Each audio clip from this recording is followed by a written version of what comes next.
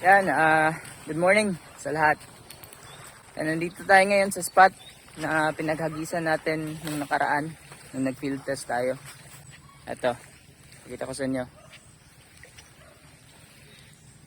So ngayon may gagawin tayong challenge, yung tinatawag na one lure challenge. So may isang lure tayo dito from Shopee. Ito yung lure na gagamitin natin. Yung name ng seller is Ricky's Fishing Gears. So lalagay ko sa description yung link ng shop niya. Ito 6.5 grams. So wala tayong gagawing upgrade dito. Kung ano lang yung nabili natin, yun na din mismo yung gagamitin natin. Hindi natin i-upgrade yung hooks. Hindi rin natin papalitan yung split rings. Yan, at naka-cellophane pa. So yan guys, bago tayo magsimula, sana po ay mag-subscribe kayo sa channel ko. Kung nagustuhan niyo yung mga videos, yung content ko, sana po ay mag-subscribe kayo. At huwag niyo rin kalimutang i-like yung mga videos natin para malaman ng YouTube na nagustuhan niyo yung content or video natin para ma-recommend pa tayo sa ibang audience. Yan guys, casting na tayo. Let's go! So yung gagamitin nating setup ngayon, ultralight. Yung rod natin, Okuma Wave Power 762 UL. Yung reel natin, KastKing Zephyr 1000 series. Yung main line natin, braided line na Rikimaru 6 pounds. Tapos yung leader line natin, Rikimaru din na 12 pounds. First cast.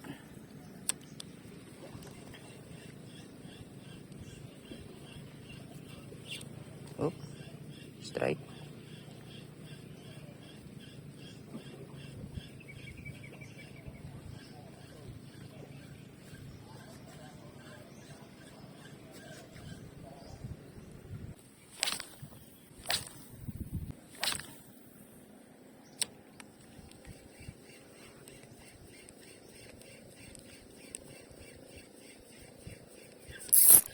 Okay, fish on. Fish on.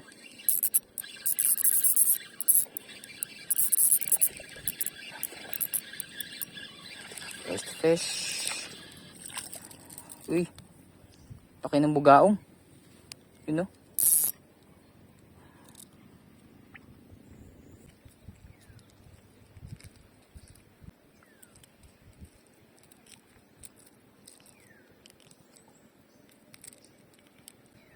Ito yung first fish natin.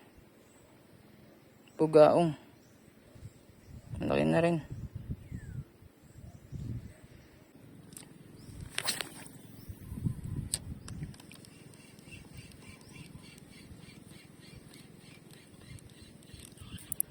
Fish on. Fish on. Maliit lang.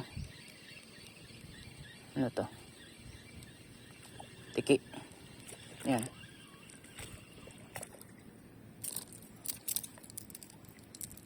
Tiki guys.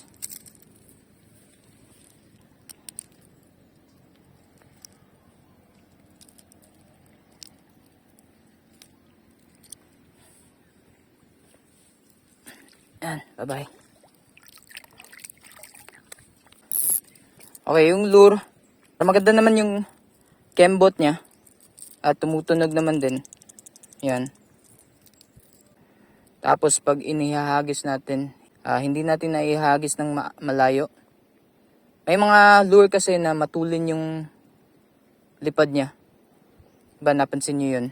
Kahit 5 grams na lure. Ito, 6.5 grams to, sabi ng seller. Yung kahit 5 grams na lure, pag inihagis mo, matulin yung lipad niya. Ito, hindi. So, hindi natin naihahagis ng kalayuan.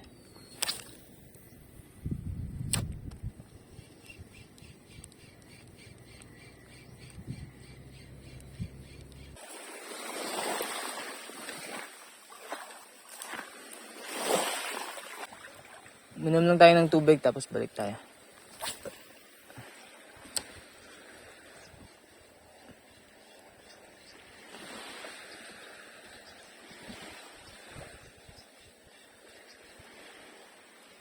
Alam ko may marine sanctuary dito. Hanap lang tayo ng mga signage or yung buoy. Yung puting bilog na nakalutang sa dagat. Kasi yun yung kadalasan nilalagay nila para malaman na yung area is protected. Or para makasiguro tayo, magtanong tayo dito sa mga mangingisda.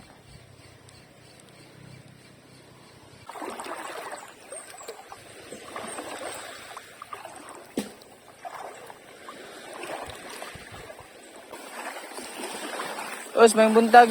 Asa to? Dapita tong Marine Sanctuary dire, boss. Ha? Di po. Sige. Salamat. Yan, ito na nga guys. Ito yung palatandaan, yung mga puting naka-usting kahoy. Yan yung palatandaan na Marine Sanctuary yung area, dyan sa loob. So, protected yung area na yan. So, bawal dyan yung kahit anong uri ng pangingisda. So, dito lang tayo sa labas. Punta tayo doon, pabalik. So, try natin dito.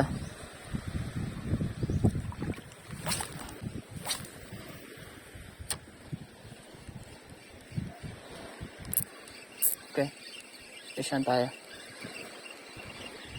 Maliit lang. Ano to?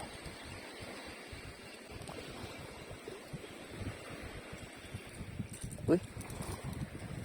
Ano isda to? Uy, barakuda na maliit. Anak. Yan guys. Kuda. Sobrang liit. Wait brother. Aray. Yan o.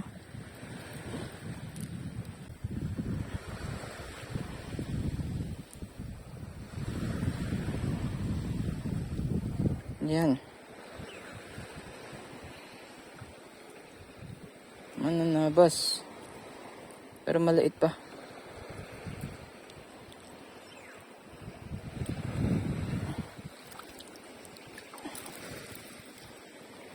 Nadugo na rin siya guys. Ayan. Unlock to guys. First time ko makahuli ng isdang to. So fish species unlock. Yan o. Barakuda. Maliit lang. So papakawalan natin to. So yan. Catch and release tayo with this one. Saan nakuha? Sa camera. Yun na. Bye-bye. Di na siya lumalangoy guys.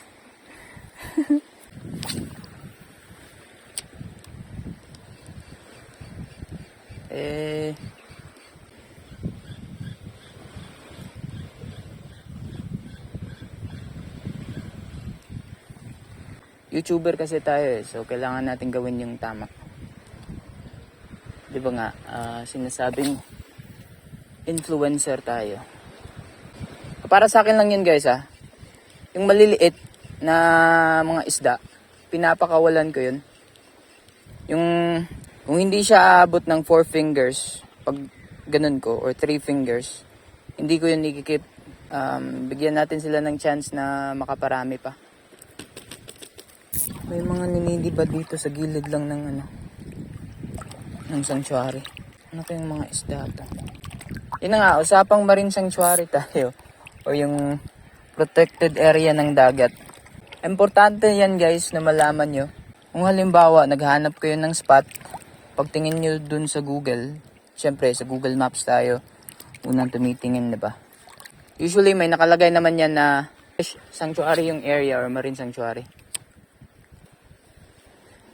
Pero para makasiguro kayo, pagdating nyo dun sa spot, magtanong kayo sa mga locals or sa mga nakatira dun, sa mga mangingisda kung saan yung Marine Sanctuary. Kasi pwede kang makulong kapag dyan ka ng isda experience ko na yun. Hindi naman tayo nakulong guys. Pero, yun na nga. Nung mga unang araw ko sa pag-fishing, napunta ako sa isang spot na may mga mangrove. Dito rin, malapit. Eh guys, nakahuli ako ng malaking isda. Sobrang laking talakitok. Mga 1.5 kilo na talakitok. Tapos nagsisigaw ako dun. Dun sa may mangrove. Di ko alam, Marine Sanctuary pala yung area. Hindi ko pa nalaman. Buti na lang walang nakabantay o walang nakakita sa atin. Kasi pag kakuha ko ng isda, umuwi agad ako. Yun na nga, binalita ko sa pinsan ko. Tapos dinala ko yung pinsan ko sa area, bumalik kami.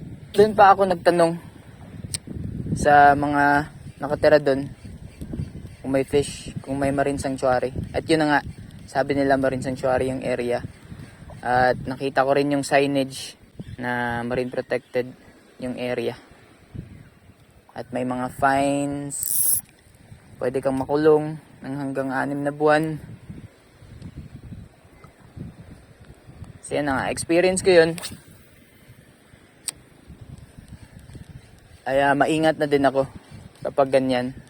Kapag nadayo tayo sa ibang spot, tinitingnan ko muna sa mapa, Google, or nagtatanong muna ako sa mga mangingisda sa area.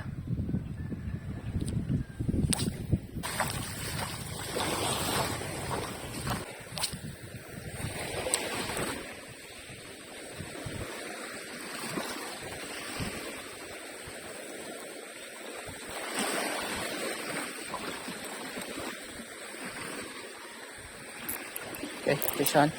Yan. Yan, barakuda na naman. Alright, ito, malaki na to. Pwede na natin itong iuwi guys. Yan, at meron na tayong maiuwi na barakuda. Yan na. Ayan.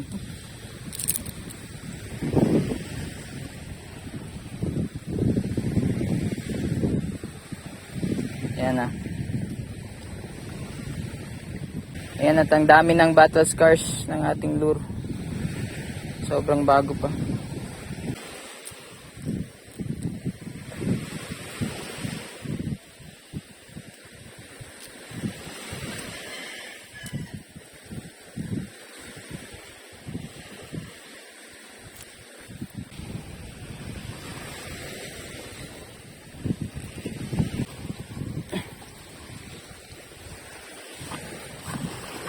Di ba guys?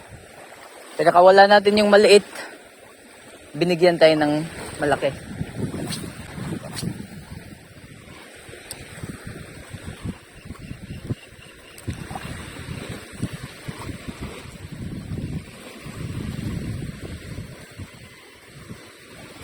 Okay. Meron pa. Hugaong na naman. Yan na.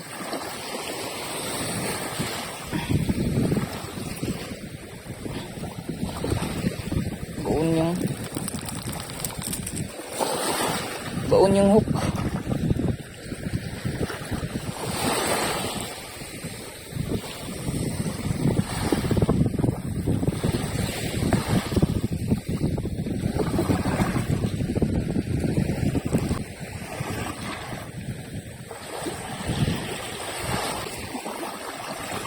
Yan, bye-bye.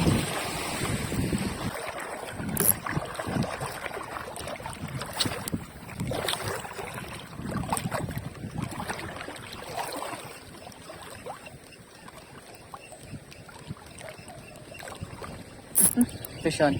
Fish on guys. Ayan. Sige. Ayan. Talakitok. Talakitok to. Ay hindi. Yan na nga. Bugaong. Jumbo na bugaong. Yan na naman. Sobrang lalaki ng mga bugaong dito. Patay sa gilid. Ayaw ko nang hawakan to. Sobrang daming tama na ng lure natin. Battle scars. Yan, at malapit na tayo sa may bakawan.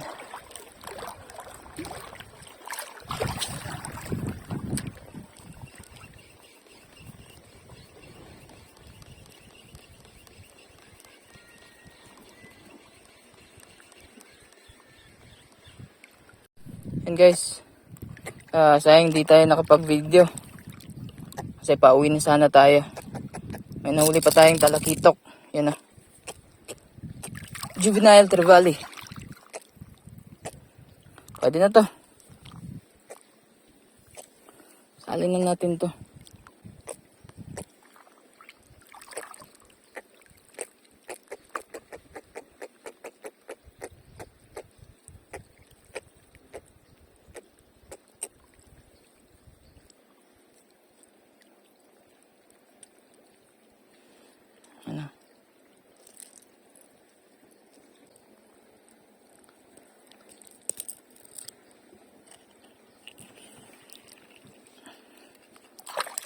Ano?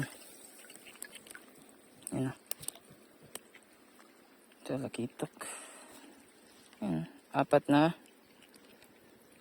talirik.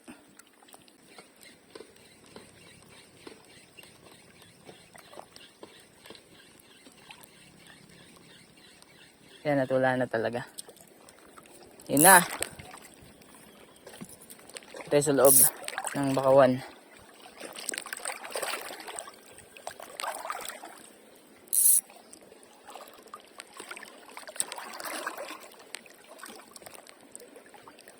Yan guys, tayo tapos na sa ating fishing adventure ngayon. So, yun, successful naman yung ating one lure challenge. Multi-species ng isda naman yung nakuha natin, nahuli natin. Ito. So, may isang talakitok na maliit, 2 bugaong at saka isang barakuda. Ito, mananabas. Tapos may pinakawalan pa tayong isang maliit na barakuda. So may fish species unlock tayo, which is yung barakuda. So yun nga, itong lure na to, successful. Marami siyang huli, multi-species. Siguro ang gagawin ko dyan is i-upgrade ko yung hook. Wala din talaga akong extrang hook na upgraded hook. Pero maganda na rin yun para malaman natin kung ano ba talaga yung quality niya, yung mismong binili natin sa seller. Medyo malalaki naman din yung nahuli. At successful nga yung one lure challenge natin. At guys, kung nagustuhan nyo yung videos natin, yung content natin, fishing adventures natin, sana ay mag-subscribe po kayo. Malaking tulong po yun. At mag-like sa mga videos natin. Yun nga, kita-kits dun sa susunod na fishing adventure natin. Thank you.